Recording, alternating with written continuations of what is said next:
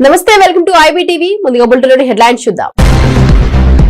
Cycle కోసం చర్చనీయాంశం. 8వ తరగతి విద్యార్థి కేంద్ర మంత్రి బండి సంజయ్ తో స్నేహబంధం ఉద్యమంగా సైకిల్ కలయిక విద్యార్థి ఆనందం పంచుకున్నాడు.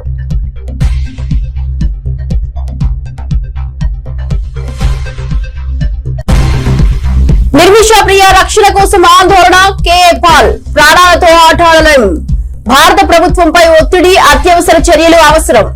పీఎంఓ విదేశాంగ శాఖకు పిలుపు. నిర్మిషా ప్రియకు రక్షణ కల్పించడానికి రాజనాయక కృషి చేయాలి. తెలంగాణలో 14 గ్రామాల విలీనం సంచలన ప్రకటన. మంత్రులు బవాంకులే ప్రకటన. 14 గ్రామాల విలీనం. తెలంగాణ గ్రామాలు మహారాష్ట్రలో కలిసేందుకు సిద్ధం. రాజూరా, జీవతి తాలూకాలలో విలీనం ప్రక్రియ. డీటెయిల్ చూస్తే, నిర్మిషా ప్రియను రక్షించడానికి భారత ప్రభుత్వం చర్యలు తీసుకోవాలి.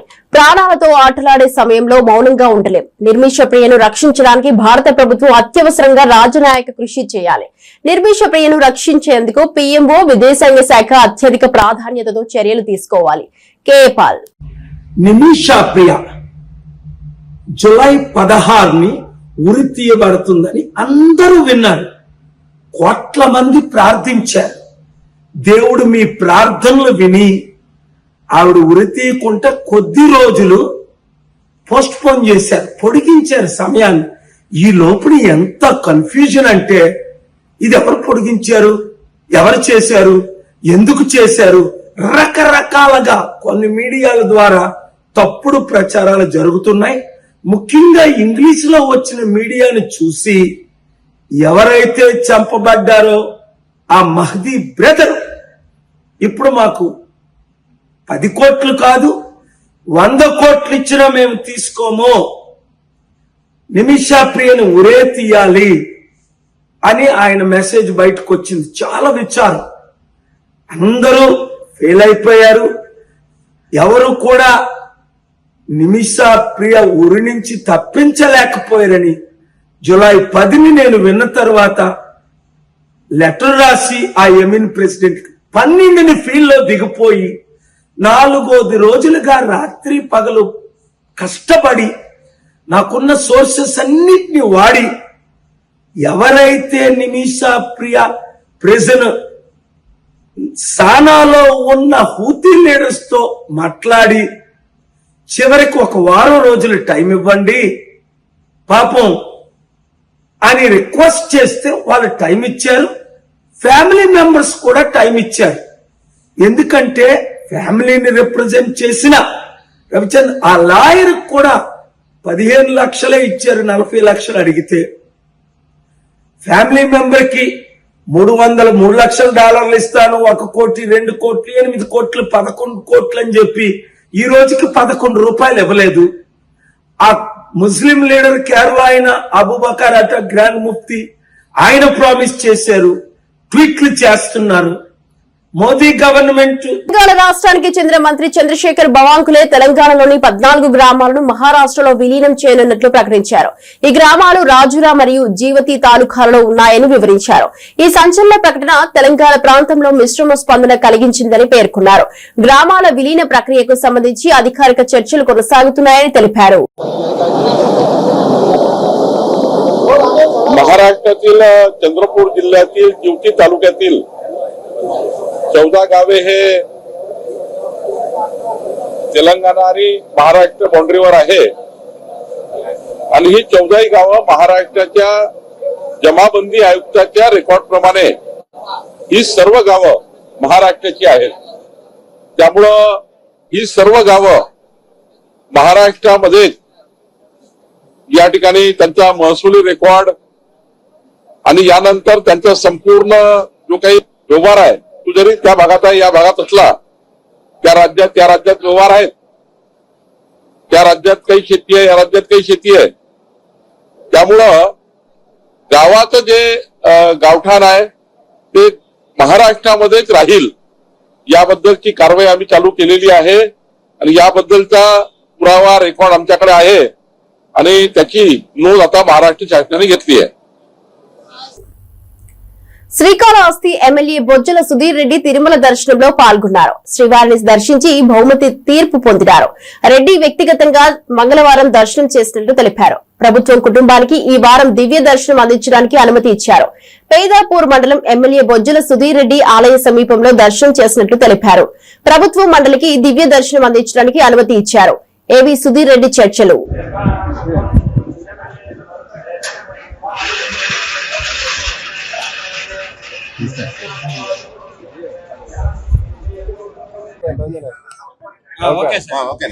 ప్రశ్నిద్దరు నమస్కారం.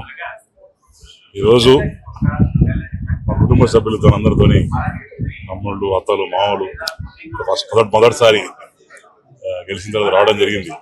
అందులో మాకు కుదరలేదు, టైం కుదరలేదు. తర్వాత ఫ్యామిలీ మెంబర్స్ అందరితో కూడా యూఎస్ నుంచి వాళ్ళు రావడం, అందరూ కలిసి వచ్చి బ్రహ్మాండంగా దర్శనం అయింది. అందరూ బాగుండాలా, సర్వజన సుఖ భవంతు అని చెప్పి కోరుకున్నాం. చంద్రబాబు నాయుడు గారు, నారా లోకేష్ గారు కుటుంబం చల్లకుంటారు. వాళ్ళు బాగుంటే మేము బాగుంటాం, మేము బాగుంటే ప్రజలందరూ బాగుంటారు ఉద్దేశంతో చేస్తుంటారు. క్లెన్లీనెస్ బాగుంది, ఎక్కడ కూడా ఇబ్బంది లేకుండా బాగా దర్శనం బాగా జయగ గారు బాగా చేయించారు.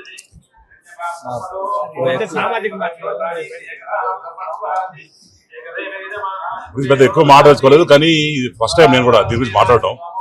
గుడిలో ఉన్నాం, నాకు కూడా 2 పిల్లలు ఉన్నారు, మా కుటుంబం ఉంది. దేవుడు సాక్షిగా, కుటుంబ సాక్షిగా నాకు ఎట్లా అటువంటి సంబంధం లేదు. అంతా కూడా ఇది రాజకీయ కోణంలో చేసిన తప్ప, అనవసరంగా లాగి ఏదో సోషల్ మీడియాలో వైసీపీ చేయడం తప్ప పొలిటికల్ గా మాట్లాడి ఇష్టం. కానీ దేవుడు సాందర్యంలో ఉన్నా కాబట్టి చెప్తున్నాను, నాకు ఎటువంటి సంబంధం లేదు. కన్న తల్లికి అన్నం పెట్టినవాడు పిన్నమ్మకి బంగారు గాజులు చేయిస్తాడా?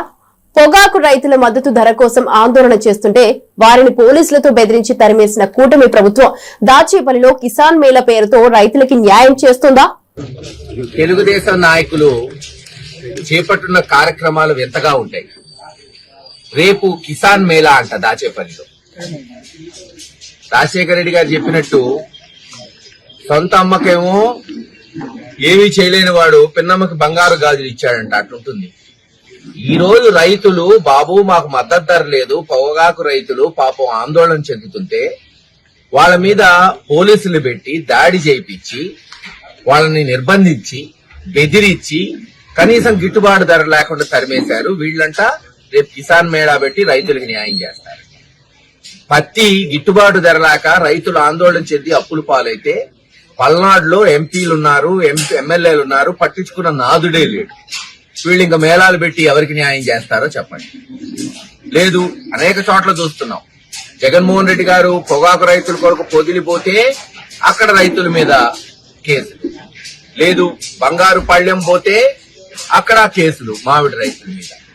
ఇలా ఎక్కడ రైతుల కొరకు వైఎస్ఆర్సీపీ పార్టీ నిరసన చేస్తుంటే మరి అక్కడ రైతుల మీద అక్రమంగా కేసులు పెట్టి వాళ్ళని బెదిరిస్తున్నారు. మరి దాచేపల్లిలో వీళ్ళు పెట్టే మేళా దేనికో ఎందుకో ఎవరికీ తెలియట్లా. కానీ ఒక్కటి చెప్తున్నా, దాచేపల్లిలో పత్తి కొనుగోలు కేంద్రంతో పాటు పత్తి ఎటు సీసీఐ వాళ్ళు కొనేవాళ్ళు, మిర్చి కొనుగోలు కేంద్రం మొట్టమొదటిసారి వైఎస్ఆర్సీపీ ప్రభుత్వంలో తీసుకొచ్చాం. ఎలాగైతే గుంటూరు మార్కెట్ యార్డ్ లాగా దీన్ని అభివృద్ధి చేయాలని మొదలైంది. 2 సంవత్సరాలు బాగానే కొనుగోలు జరిగినాయి. మచిలీపట్నంలో చీపుర్లతో నిరసన తెలిపిన తెలుగు మహిళలు. జిల్లా అధ్యక్షురాలు తలశీల స్వర్ణలత, రాష్ట్ర మహిళా అధికార ప్రతినిధి యార్లగడ్డ సుచిత్ర కామెంట్స్. పేర్ని నాని, పేర్ని కిట్టు యువతను రెచ్చగొడుతున్నారు. రాష్ట్రంలో అల్లర్లు జరగాలని చూస్తున్నారు.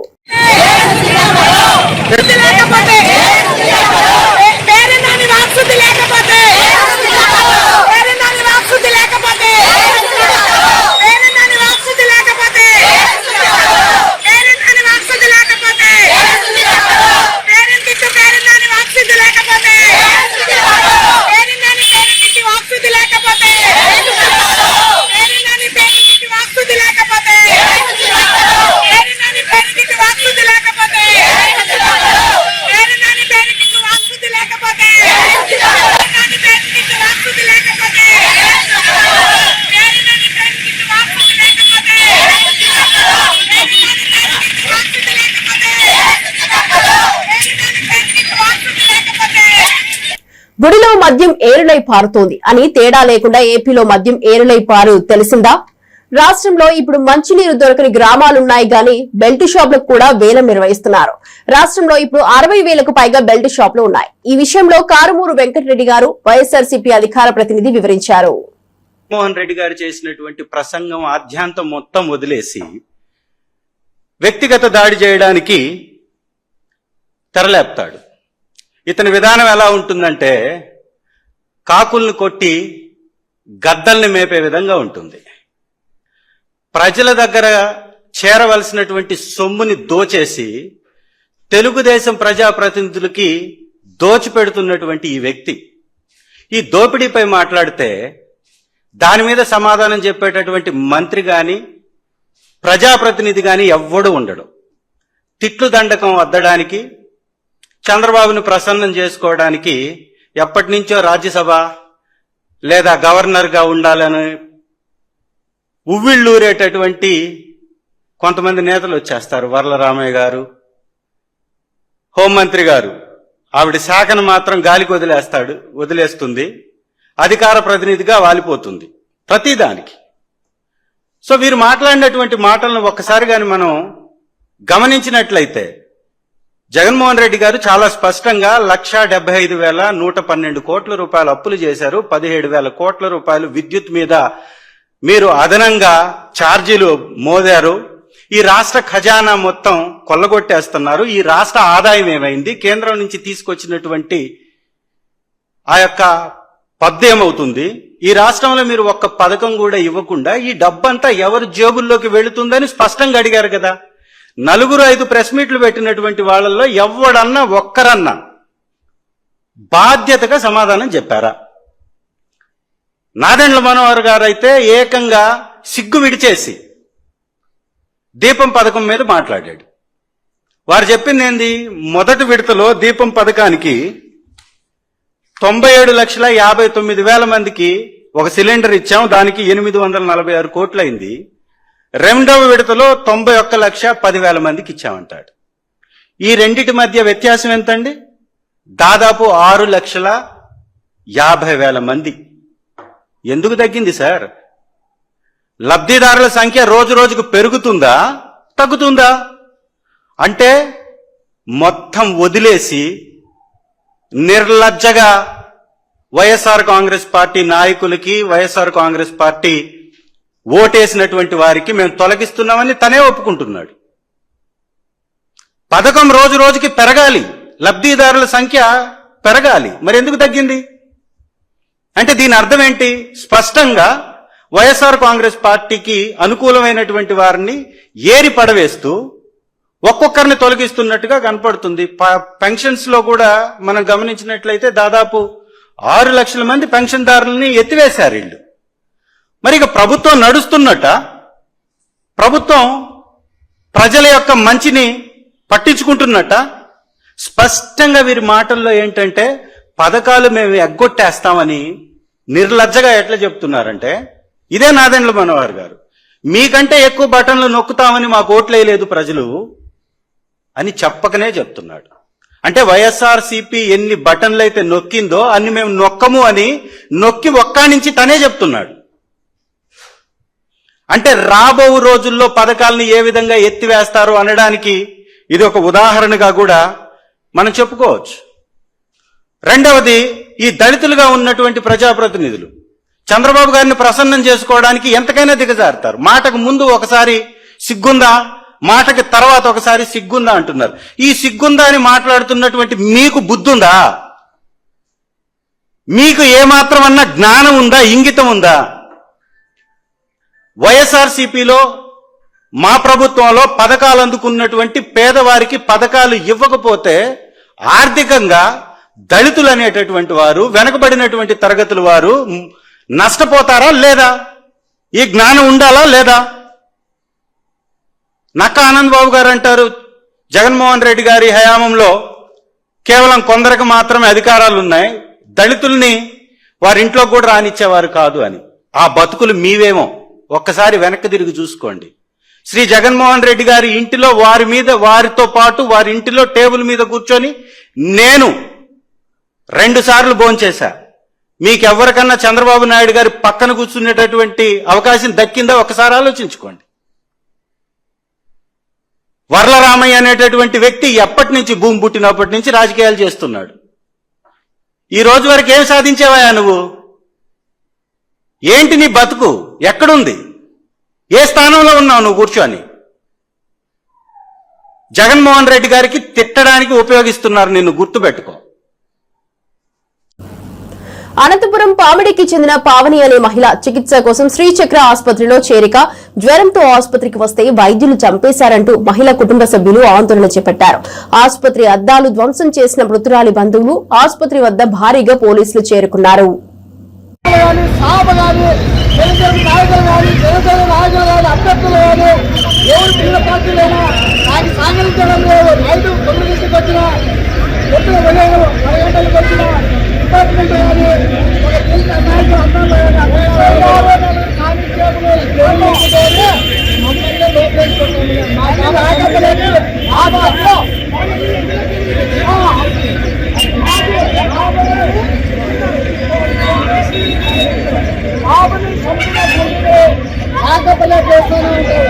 వాళ్ళు ఖచ్చితంగా చేయాలా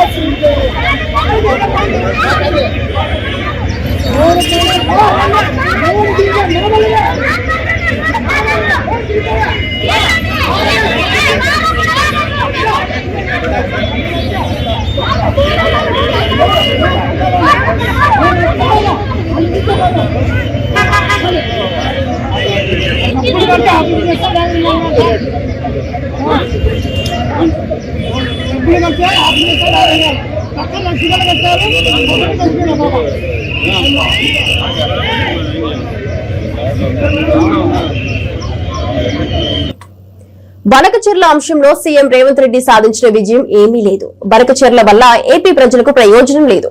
నీళ్లు వస్తున్న ఆయకట్టకు మళ్లీ నీళ్లు ఇచ్చేలా డిజైన్ చేశారు తప్పితే ఇందులో కొత్తదనం లేదు. బనకచెర్ల కుట్ర పూరితమైనది. కాంట్రాక్టర్ల కోసం, కమిషన్ల కోసం కడుతున్న ప్రాజెక్టు. మన సీఎంఓ నుంచి, మన తెలంగాణ ముఖ్యమంత్రి రేవంత్ రెడ్డి గారి ఆఫీస్ నుండి బాగా మేకపోతు గాంభీర్యాన్ని ప్రదర్శిస్తూ బనకచెర్ల ఇష్యూ చర్చకు వస్తే మేము పోనే పోమని చెప్పి లీక్లు ఇవ్వడం జరిగింది ముందు రోజు. కానీ తీరా తెల్లారి చూస్తే ఏమైందో ఏమో మరి చాలా సంబరంగా ఉత్తమ్ కుమార్ రెడ్డి గారు, రేవంత్ రెడ్డి గారు ఇద్దరు కూడా పోయి మరి చంద్రబాబు నాయుడు గారిని ఎదుర్కొని సన్మానం చేసి ఆ ఫోటోలు వీడియోలు చూస్తుంటే అయితే పండగ వాతావరణం కనబడ్డది. మరి అన్ని చేసి కూర్చున్నారు. సరే మీటింగ్ పోయినరు. మీటింగ్ పోయినాక నేను మీ అందరికీ తెలిసి ఎప్పుడు కూడా సమాచారం లేకుండా మాట్లాడను, నిర్దిష్టమైనటువంటి ఆధారాలు లేకుండా మాట్లాడను. వీళ్ళు మీటింగ్ కి పోయినరు, జలశక్తి మీటింగ్ కి. మొట్టమొదటి అంశమే ఎజెండాలో బనకచెర్ల జరిగింది. అక్కడ మొట్టమొదటి అంశం బనకచెర్ల ఉంటే కూడా కనీసం పౌరుషం లేకుండా, సిగ్గు లేకుండా ముఖ్యమంత్రి గారు, మన ఇరిగేషన్ శాఖ మంత్రి గారు మీటింగ్ మొత్తం కూడా కూర్చొని అప్పనంగా గోదావరి జలాలని గిఫ్ట్ లెక్క చంద్రబాబు నాయుడు గారి చేతిలో పెట్టి రిటర్న్ రావడం జరిగింది. ఎంత దారుణం అంటే ఇది. ఈ బనకచెర్ల ప్రాజెక్టు కనుక జరిగితే గోదావరి జలాలలో తెలంగాణ యొక్క హక్కులు శాశ్వతంగా హరించిపోతాయి. ఈ విషయం తెలుసు ముఖ్యమంత్రి గారికి, తెలుసు ఉత్తమ్ కుమార్ రెడ్డి గారికి తెలుసు. అయినా అటెండ్ అయ్యారు, అయినా పోయినరు. పోయి ఉల్టా సన్మానాలు చేయించుకొని, దండలు వేయించుకొని నీళ్లు అప్పనంగా అప్పచెప్పి వెనక్కి రావడం జరిగింది. నిజంగా ఎంత బాధ అనిపించిందంటే ఆడ చంద్రబాబు నాయుడు గారు సన్మానం చేస్తుంటే ముఖ్యమంత్రి గారి ముఖం ఆనందంతో వెళ్ళిపోతున్నది. కానీ నాకైతే బలిక బక్రాన్ చూసినట్టు అనిపించింది. కానీ ఇక్కడ బలయ్యేది ఎవరు? తెలంగాణ ప్రజలు. తెలంగాణ ప్రజల యొక్క హక్కులు, గోదావరి నదీ జలాల్లో శాశ్వతంగా హక్కులు కోల్పోతాం. ఇది వాస్తవం, ఇది జరిగింది అక్కడ. ఎందుకంటే ప్రెస్ ఇన్ఫర్మేషన్ బ్యూరో తెలుగులో ఒక ప్రెస్ నోట్ ఇచ్చింది, ఇంగ్లీష్ లో ఒక ప్రెస్ నోట్ ఇచ్చింది. మరి వాళ్ళు పర్టికులర్ గా చెప్పడం జరిగింది, ఎజెండాలో బనకచెర్ల ఇష్యూ చర్చించినాం, పవర్ పాయింట్ ప్రెజెంటేషన్ కూడా ఇచ్చినాం అన్నటువంటి అంశం ప్రెస్ ఇన్ఫర్మేషన్ బ్యూరో చెప్పడం జరిగింది. బయటకు వచ్చి ప్రెస్ మీట్ పెట్టి దారుణంగా మన ముఖ్యమంత్రి గారు బుకాయిస్తున్నాడు. ఆయన బొంకుతున్నాడు. అరే జరగనే లేదు, వాళ్ళు అడిగితే కదా మేము కట్టేది. ఎంత దారుణం ఇది! ఇంత సిగ్గులేనితనం ఉంటుందా? ఇంత ఘోరం ఉంటుందా? ఇంత అన్యాయం ఉంటుందా? జరిగింది వాస్తవంగా. అక్కడ అంతమంది సీనియర్ ఆంధ్ర ఇంజనీర్లు ఉన్నారు, ఇక్కడ సీనియర్ తెలంగాణ ఇంజనీర్లు ఉన్నారు. జరుగుతున్నటువంటి నష్టం ఏంది? మీరు ప్రదర్శిస్తున్నటువంటి వైఖరి ఏంది? ఇంత నాన్ సీరియస్ గా ఉండేటటువంటి ముఖ్యమంత్రికి నిజంగా మన రాష్ట్రాన్ని పరిపాలన చేసే హక్కే లేదు. ముఖ్యమంత్రి గారు తక్షణమే రాజీనామా చేయాలని ఈ సందర్భంగా నేను డిమాండ్ చేస్తా ఉన్నాను. తిరుమల తిరుపతిలో శ్రీవారిని దర్శించడంతో మాజీ మంత్రి రోజా నిరుద్యోగంతో చర్చలు జరుగుతున్నాయి. ముఖ్యమైన ప్రాంతంలో ప్రజలు ఆక్రోశం నిరూపించుకున్న రోజా సిద్ధాంతం చర్చలను ప్రారంభించింది. ఇందులో మాజీ మంత్రి ప్రవీణ్ తో ప్రస్తుతం చర్చలు జరుగుతున్నాయి. వ్యాఖ్యలు నిర్వహిస్తున్న పొలిటికల్ నేత ప్రవీణ్ రోజాని సిద్ధాంతంపై వ్యాఖ్యలు చేస్తున్నారు.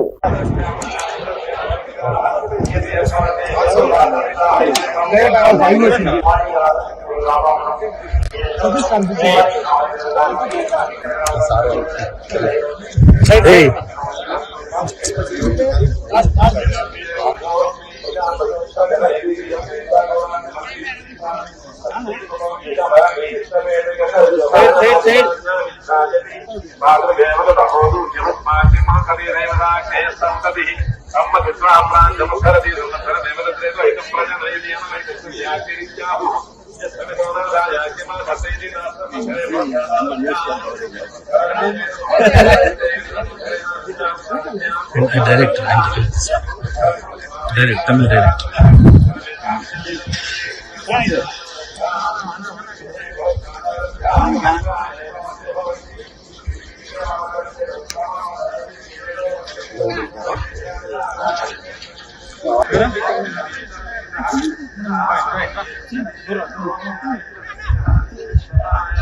వెళ్ళిపోదాము.